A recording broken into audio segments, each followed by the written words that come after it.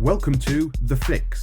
Sit down with copywriting experts Nick O'Connor and Glenn Fisher as they review, discuss, and improve real-world copy sent in by you. This is The Fix.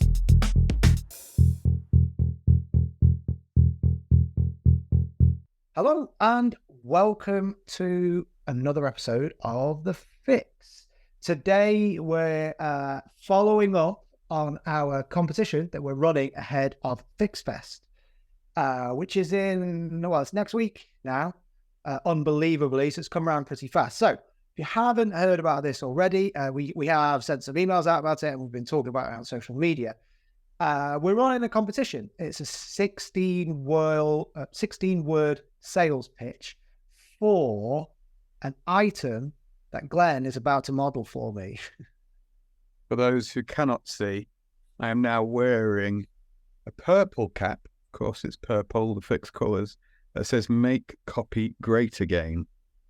There you go. It's quite beautiful. It's quite nice. It's nice curl to it. The cap. That's a very much a big branded.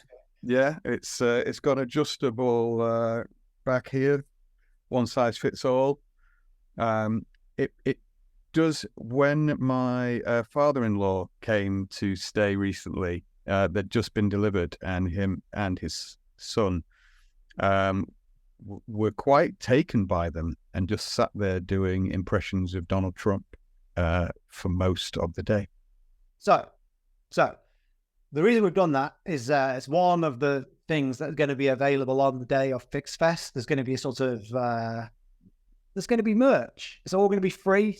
We're not, but purely because I can't be bothered trying to figure out how we charge for stuff. So there's going to be a swag table. There will be those hats plus a load of other stuff on it. Now, Glenn talked about some of I would say that was quite a feature heavy rundown. So I'm going to add some extra layers to that. So this is a limited edition run of hats. I can't remember how many we've done, but it's not many. You're selling that hat that is currently on Glenn Fisher's head, which is the first in the run. So it's almost a collector's edition, really. We probably won't do it again. And it kind of celebrates FixFest. So if we ask ourselves what we're selling here, there are layers to it. It's a hat. Confirmed. It's a hat. That's the top layer. It's a hat. It's a special edition. It celebrates an event, which hasn't happened yet, but it's going to be great. It never happened before. So, I mean, I don't want to say it's the Woodstock of copywriting events, because it's going to be way better than that. No, it's not. We don't have Neil Young, so we can't make that claim. But it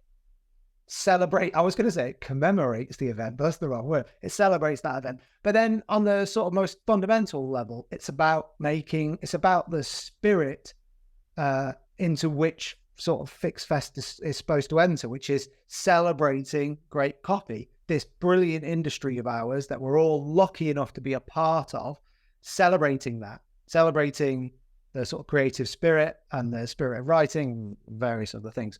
So I would say there's quite a lot of levels on which you could write a line or a pitch. You have 16 words.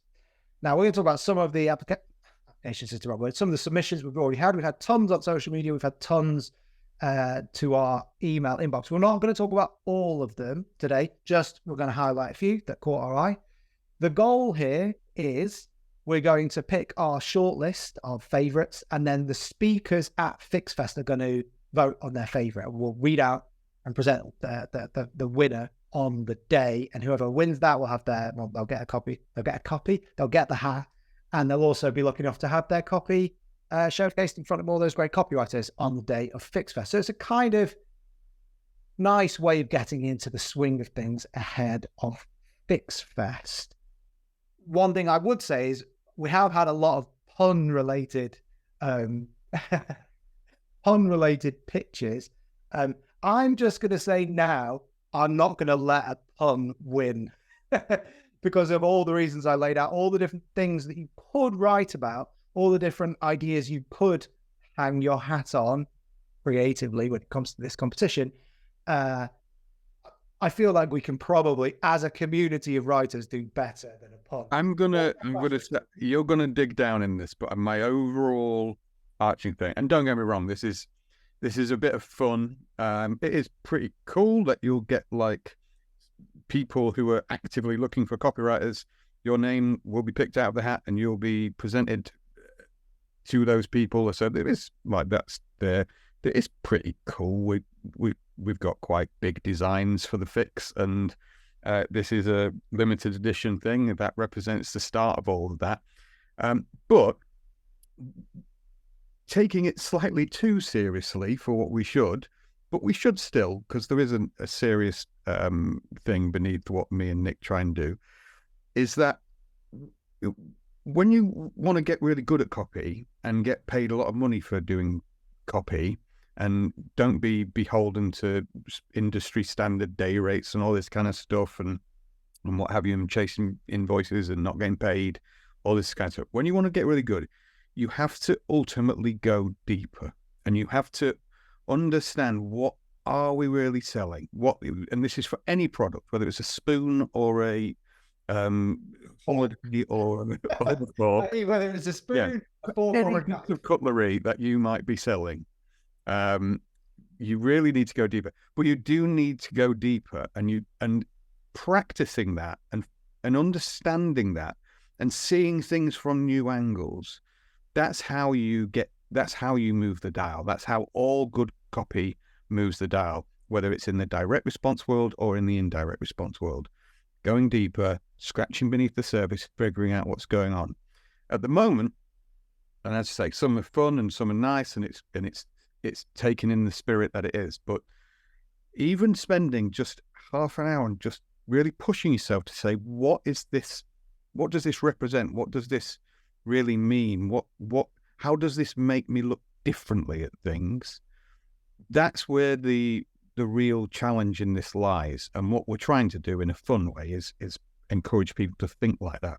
Unfortunately, if you don't, you end up with puns. You end up with the cliches. You end up with everybody saying the same thing about what we perceive to be a Donald Trump kind of hat. But what's really going on? That's the interesting thing for me. So don't get me wrong. I'm not trying to make it too serious and what have you. It's a silly piece of fun, but fundamentally, that is what's underneath this. So, in other words, the winner will literally transcend and go beyond that by digging down. Well, yeah, and we'll unpack that a little bit in a second. But I mean, this is a take on the challenge that's often laid down to people in interviews, which is like, sell me a pen or sell me a brick or whatever. And usually the way of thinking about those things, which has now become a cliche, is, without a pen, would Shakespeare have written X? Or, a brick is the first brick in the wall. Or if the first brick to come out of a wall, you could make it about the Berlin Wall, whatever. It's about whatever it is you're given to sell, no matter how seemingly daft. And let's face it, look at the state of him. It's Glenn in a little basement with a hat on. We're whimsical. 99% of that coming from Glenn. We're not taking ourselves too seriously, but there is an element underneath it all of, no matter what we have to sell, we have to apply ourselves creatively to that task. So we'll come back to that at the end. I'm going to read some of the ones that caught my eye out a little bit. Caught my eye out? God, this is hanging around with you too much. Okay, so I'm going to start with the puns, but the puns that I'm going to say now won't win, but did make me laugh a little bit. Someone filed the line, become a copywriter, which just made me laugh because we always used to say copywriter. It's great. Gotta write copy, man. Somebody else submitted, copywriters say no to purple prose, say yes to purple clothes. It rhymes as well. There was another one that I liked, which really made me laugh. It simply reads, what to wear if you've got a receding headline. Oh, I just took that personally because I've got quite a receding like. Well, tell you the reason I liked that, because at least it was an in joke. Mm. It's it's about, okay, it's aimed at writers. And somebody else posted on that one. Nobody else can beat this one. I think in terms of puns, that's probably true. I also noticed that Joe Watson, who's speaking at FixFest, filed the line, because great copy should never be kept under your hat. So maybe we won't let one of the speakers win. So I'm just reading that out loud. There were some other ones that caught my eye that weren't puns, that just I thought were amusing. One says, young, attractive hat, seeks loving head for hugs and possibly more, enjoys the outdoors, 100% relationship. I don't really know what that last bit meant, but it did make me smile, although it's not really about copywriting. Somebody filed the inevitable AI-related one, just says, ChatGPT, formulate a copy, which did make me laugh because referring to copy in that way is something that you see a lot online. Formulate me some copy. I don't know, some Copies you sent. What? Another one I liked. Okay, copy confidence in baseball cap form. You'll be noticed. You'll be sending a message to the world. I quite like that in the sense that I don't think it's pin sharp, but it starts to approach the way I would think about this, which is what sort of person would wear this and why might they wear it? What might they be saying about themselves to the world if they wear this cap? What might it mean in a sort of self-identification, self-actualization sense?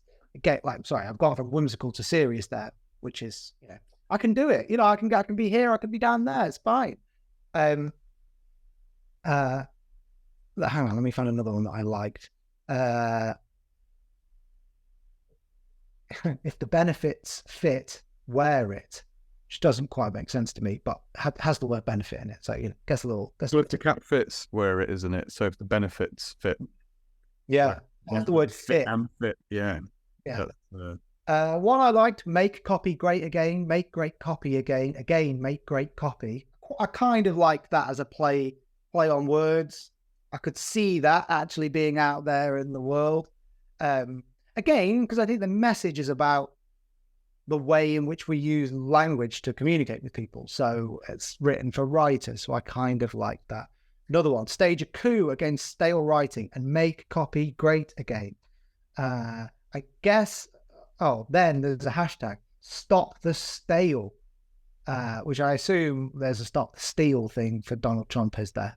Stop the steal in the election. So stop the stale. Okay, I kind of like that. It's not the way I would go about writing it, but that's as satire, probably the closest we've got. So that's pretty good. And then the last one I'm going to read aloud. One says, buy this nice cap. Your copy won't improve, but you'll look great in purple. I mean, that's true. That's a true claim. I'm going to verify that. It will not improve your copy, but you will look great in it.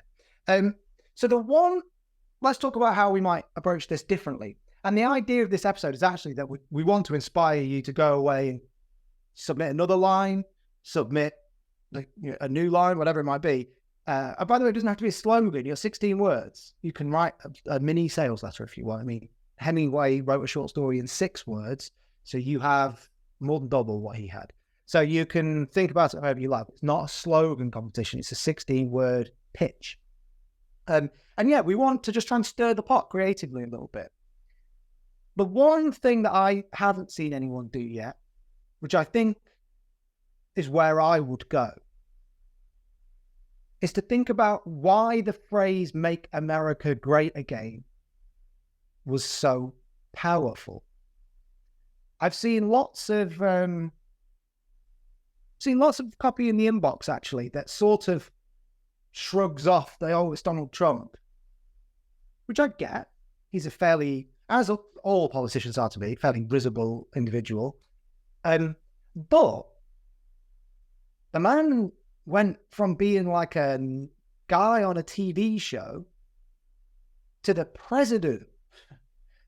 And he did it partially using, or in large part, using the messaging that's encapsulated in the phrase "Make America Great Again." So we can park our political views, and we have to park our political views. If we were asked to be copywriters for the Trump campaign, I mean, you can be cool about it and say, I wouldn't do that. But if it's your job to do it, then it's your job to do it. How might we do that? We wouldn't We wouldn't approach that in a sort of cynical fashion. We think, why might somebody vote for this person? And that's where Make America Great Again has come from. And I actually think there's a sort of deep idea to the concept of Make America Great Again. Think about what that means. It's about something that was once great, was once a sort of city on a hill. I mean, that's the American thing, isn't it? It was a shining example of what the world could be. And in some way, it's gone wrong. It's lost its way. It's not what it used to be. But it can be great again.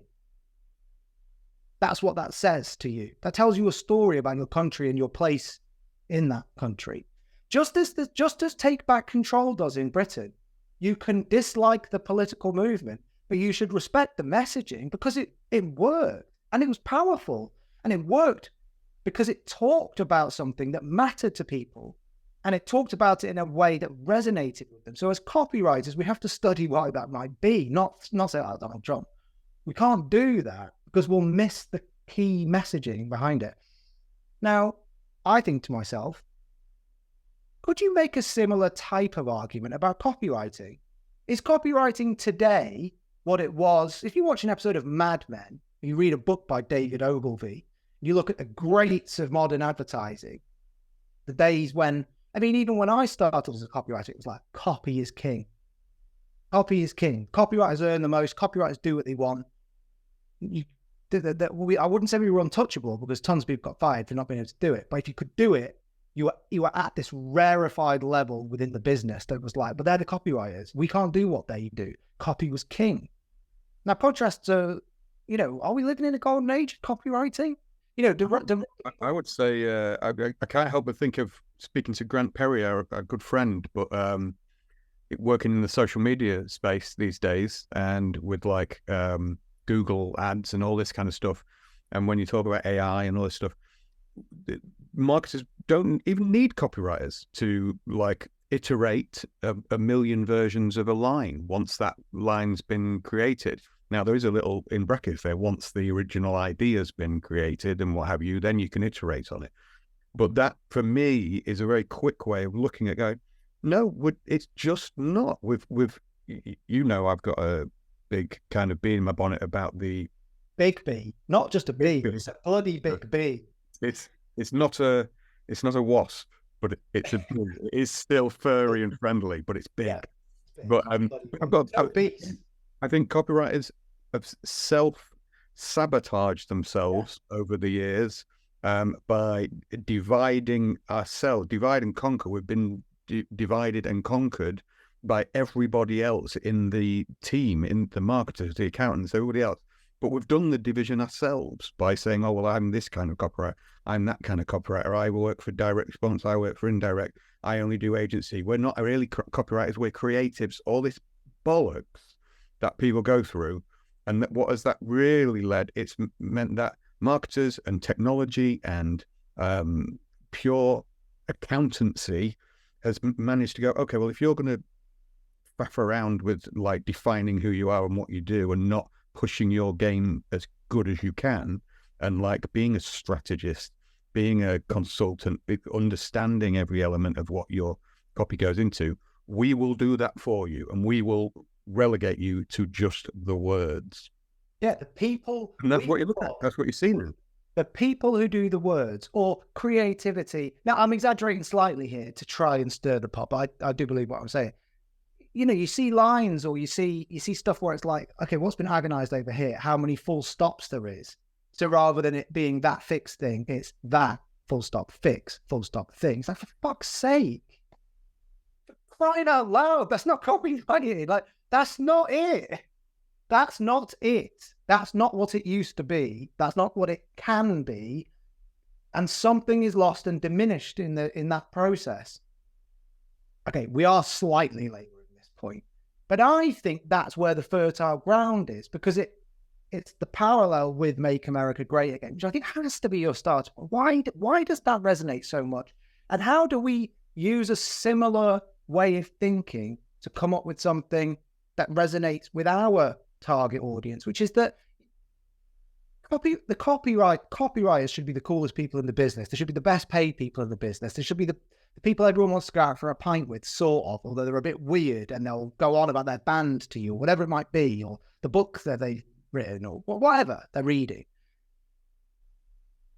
It's this idea of elevating the industry back to where it should be. And believe me, that's actually why we started The Fix. It's certainly why we've organised Fix Fest, because we looked at what was on offer and thought, this all diminishes what we do, doesn't it? This all makes us smaller than we were. It's either people pretending they can write copy, they've been doing it for a year and they're suddenly an expert and they want to, sell you some course. Or they're just, I don't know, they're sort of copy bros, like a sort of bicep, just a human bicep with a pen. Like, or a face on my bicep now. Yeah, I hope I've got to do that. It's not what it used to be. It's certainly fallen from the days of sort of great copywriters, if you wanted to think about it like that. Or it's self. We've taken anxiety and low self-confidence and stuff. Which, by the way, I'm a massively anxious person, and I'm got massively low self-esteem and all that kind of stuff. I'm not belittling that, but what I'm saying is that when we riff for God knows how many comments on a LinkedIn post because we like too many adjectives or whatever, it's like, that's fucking irrelevant. Like, it's just not relevant to coming up with a really good idea to find how do you sell this thing. That's where our superpower is. That's where what we as copywriters can do is go, right, that's quite a boring thing that person over here doesn't understand. I'm going to figure out a way to make that really exciting. Whether I use it with too many words that end in ly is not what my skill is. That is not what it's about. Even, and this is another side debate, but even the amount of copywriters out there talking about spelling and stuff like that, it's not relevant. That's just a proof point. It's a professionalism. Yeah, you should spell check stuff. But I've got the worst spelling in the world, but I guarantee I'm probably more successful than most people who spend time doing that. It's a silly thing, and it's this self-fulfilling thing where you talk yourself down and focus on the little bits. That's why copy isn't great. Like copywriters, copy as the industry, that's why you have big advertising agencies, big financial publishers, and I'm picking those because they're the kind of two peaks of either side of the world's weaving. They all kind of push away from calling themselves copywriters. Creative agencies now, it's like they're just full of designers, creative directors, account managers, and think they'll have one copywriter, maybe a junior copywriter in-house. What's that about? That's insane. It's just insane. And then you go to the biggest publishers in the world, and they're going, we need more copywriters. We haven't got any copywriters because everybody's been let go or whatever. It's madness. Copy is not great right now. So I think the challenge is really about encapsulating that spirit. What was copy? Copy was king. Why isn't copy king anymore? How do we make it? How do you make copy king again? Maybe we should have called the hat that. That's next year's problem.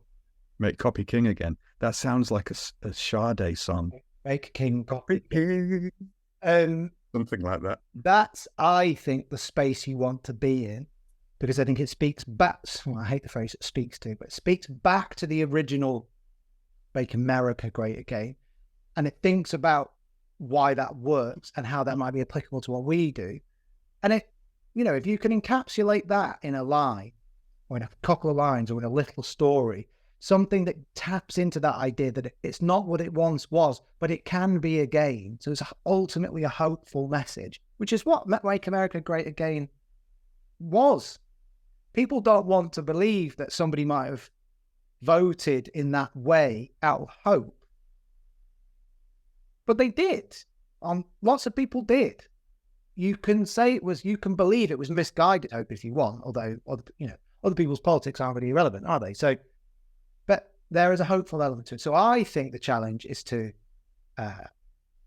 encapsulate that. And I'd like to throw down the gauntlet for people to try and take some of these ideas that we've just been talking about and write us a 16-word sales letter. Sorry, my kids are they're brushing outside. That's just as I was building up. Right, Glenn. So how do people, there are two different ways people can submit. So if you're watching, we're going to post this on LinkedIn, right? So you can just comment directly underneath. You can comment under this episode on LinkedIn, or you can email us at thefix copywriting. No, I always get it wrong. This is why we're so useless at marketing.